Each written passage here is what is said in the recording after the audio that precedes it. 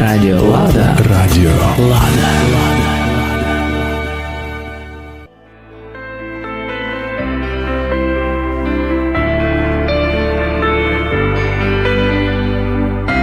Хлопці, дівчата, котрі не навчені чесності і святості, ніде з них не будуть добрих сімейних людей. А от церковні люди, хлопці, дівчата, іноді при мінімумі доходів, при мінімумі якихось особливих зовнішніх даних, наші діти способні трудитися, піднімати такі стройки, як один сказав економіст. Наші люди пів Чехії побудували пів Росії. Де йдуть наші люди? Вони строїтелі. Вони любу роботу знають.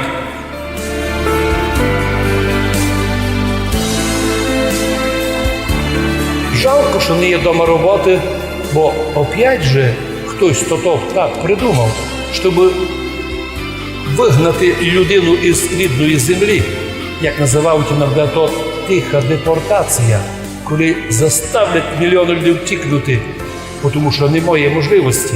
Но для православних людей це трагедія.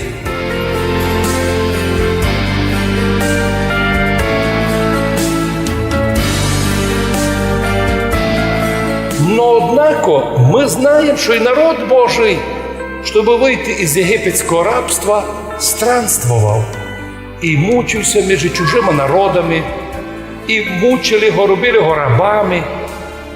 Но віра в Бога помогла ізбраному народу пройти через пустиню, через зміїв, через трудності у обетовану землю.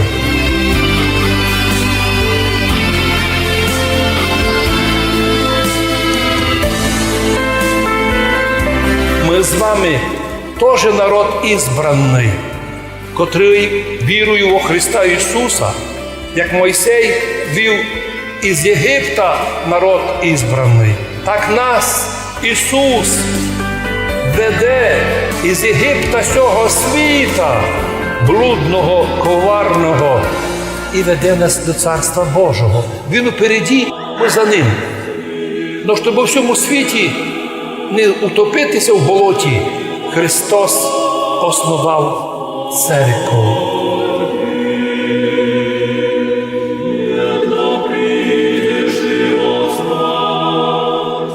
Ви слухали передачу «Чому чоловік в цьому світі зачастую і багатий утопає, пропадає через то, що не знає хоснуватися, пользуватися тим, що йому Господь дав у цьому світі, талантами, способностями і багатством.